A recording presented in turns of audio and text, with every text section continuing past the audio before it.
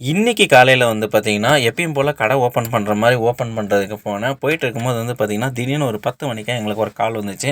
என்னன்னு பார்த்தா, எங்க வீட்ல, எங்க ஏரியால எங்க தங்கியிருக்கவங்க தான். அவங்களுக்கு வந்து திடீர்னு காருன்னு ஒண்ணு தேவைப்பட்டுச்சு. ஸோ, கொஞ்சம் வந்து ஹெல்ப் பண்ண முடியுமான்னு சொன்னாங்க. கண்டிப்பா வந்து ஹெல்ப் பண்றேன் அப்படின்னு சொன்னாங்க. எங்க போணும் அப்படின்னு கேட்டா, பெங்களூர்ல பிக்கப் பண்ணி எங்க ஃபேமிலிய வந்து இங்க ஒசூர்ல ஜனபண்டால வந்து ட்ராப் பண்ணணும் அப்படின்னு சொன்னாங்க. சரி ஓகே வரேன்னு சொல்லிட்டு நாங்களும் காலையில எல்லாமே தண்ணி கேன் போடுறது அது எல்லாமே போட்டுட்டு நேரா அவங்க ஸ்பாட்டுக்கு போயிட்டோம். உண்மையிலே சொல்றேன் அவங்க ஸ்பாட் வந்து பக்கா வில்லேஜுங்க. அப்படியே நேச்சுரலா இருக்கு. அந்த காத்து, அந்த பழைய காலத்து வீடு மாரி வெளிய வந்து உட்காந்து பார்க்கறதுக்கு வந்து ஒரு திண்ண அதுக்கப்புறம் அவங்களோட கல்ச்சர்லாம் வந்து பார்த்திங்கன்னா, அந்த வில்லேஜ் ஸ்டைல்ல வந்து பார்த்திங்கன்னா, வெளிய வந்து சாங்கியம்லாம் நெறையா பண்ணிட்டுருந்தாங்க. அதெல்லாம் எனக்கே பார்க்கும்போது ரொம்பவே ஒரு இதாவே இருந்துச்சு. சிட்டி சைடு என்னதான் நம்ம வாழ்ந்தாலுமே, இந்த என்ன சொல்றது, இந்த வில்லேஜ் சைடு வந்து நம்ம வாழ்றதுன்றது வந்து ரொம்ப ஒரு பெரிய ஒரு விஷயம் தாங்க.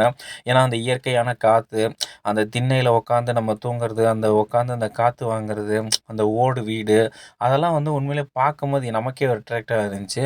அதுவும் இல்லாம அவங்க வீட்லயே வந்து நமக்கு சாப்பாடும் நமக்கு போட்டாங்க மதியானம் சாப்பாடு. அதுக்கப்புறம் சாப்பிட்டு முடிச்சுட்டு வெளிய வந்து திண்ணையில உட்காரலாம் அப்படின்னு சொல்லிட்டு நம்ம காருல உட்காரலான்னு பார்த்தா, கார்ல ஏகப்பட்ட வெயிலு. அதனால வந்து வெளிய வந்து திண்ணையில வந்து உட்காந்தேன். உட்காந்தோனே உண்மையிலேயே சொல்றேன் சொர்க்கம் மாரி இருந்துச்சுங்க. உண்மையிலேயே என்ன சொல்றது, நான் சின்ன வயசுல எங்க ஊர் சைட்லலாம் வந்து போனேன்னா, எப்படி இருக்குமோ அந்த மாரி இருந்துச்சு.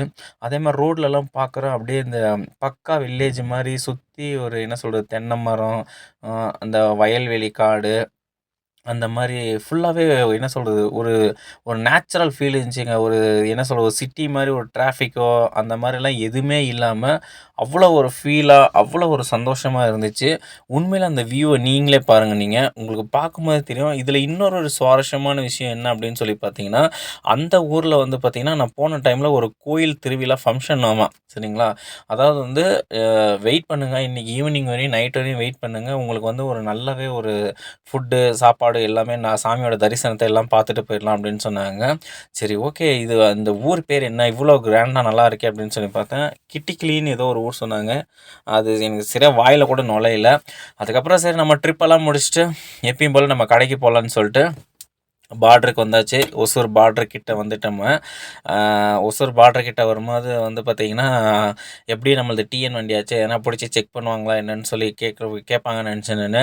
ஆனா, எந்த ஒண்ணும் அந்த அளவுக்கு பெருசா செக் பண்ணல. அ ஏன்னா நம்ம போனது அந்த மாரி மத்தியான டைம்ல. அது இல்லாம நம்மளது செக் பண்ணாலும் டாக்குமெண்ட்ஸ் எல்லாம் இருக்கு. ஒண்ணும் பிரச்சனை இல்ல. சரி நம்ம போன விஷயமும் நல்லா தான் முடிஞ்சுச்சு. அதே மாரி என்ன சொல்றது, அந்த எங்க வீட்டு பக்கத்துல இருக்கிறவங்களுக்கு ஹெல்ப் பண்ணது மாரியும் இருந்துச்சு. ஸோ உண்மையிலே சொல்றேன், இந்த ஒரு ட்ரிப் வந்து நல்ல ஜேர்னியா இருந்துச்சு. ஆனா உண்மையிலே சொல்றேன், டைம் தான் கொஞ்சம் ஓவர் ஆயிடுச்சு. காலையில போனது, மதியானம் மாரி ஆயிடுச்சு. ஆனா அவங்க அப்பவும் நம்மள இருக்க சொன்னாங்க. ஆனா எங்களுக்கு அந்த அளவுக்கு எனக்கு டைம் இல்ல, கடையில வேலை இருக்கு அப்படின்னு சொல்லிட்டு நானுமே கிளம்பி வந்துட்டேன் நானு. ஸோ இன்னைக்கு ஜேர்னி என்து இப்படி தான் போச்சு. இன்னைக்கோட ஃபுல் லைஃப் ஸ்டைலே வந்து பார்த்தீங்கன்னா, டிரைவிங்லயே எனக்கு வந்து ஃபுல் அண்ட் ஃபுல் போயிடுச்சுங்க.